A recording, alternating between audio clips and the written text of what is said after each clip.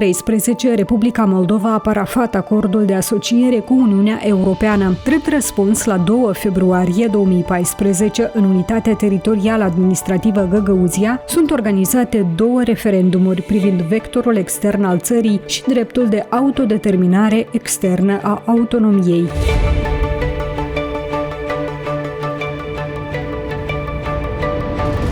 Autoritățile de la Chișinău au declarat referendumul ilegal, menționând că organizarea acestuia depășesc atribuțiile autonomiei. Acest context al relațiilor dintre autoritățile centrale și cele din autonomie au atras atenția internațională. Возможно, Кишинев и внешние партнеры решили объединить усилия, чтобы была создана институциональная платформа постоянного сотрудничества между парламентом Республики Молдова и Народным собранием Гагаузии, чтобы создать превентивный механизм предотвращения возможных конфликтов, потому что часть территории Республики Молдова в лице Гагаузии диаметрально противоположные высказали люди на референдуме позицию с кем бы хотели они дальше сотрудничать, с какими внешними партнерами.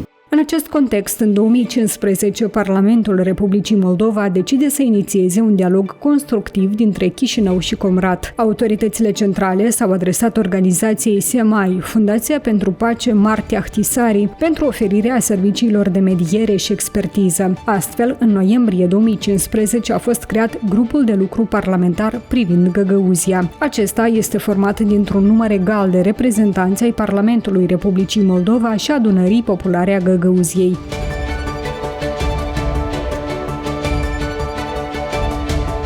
În primul rând, obiectivul de bază era stabilirea unui dialog permanent parlamentar între autoritățile din Găgăuzia și autoritățile centrale, în cazul nostru Parlamentul Republicii Moldova, dar și îmbunătățirea comunicării între cele 2 părți. Un alt obiectiv primordial ținea de crearea unor mecanisme pentru a clarifica competențele care erau foarte generale expuse în legea din 1994 și cel de-al 3-lea mecanism, care nu este mai puțin important, este mecanismul de prevenire în cazul apariției unor probleme sau conflicte între cele 2 părți.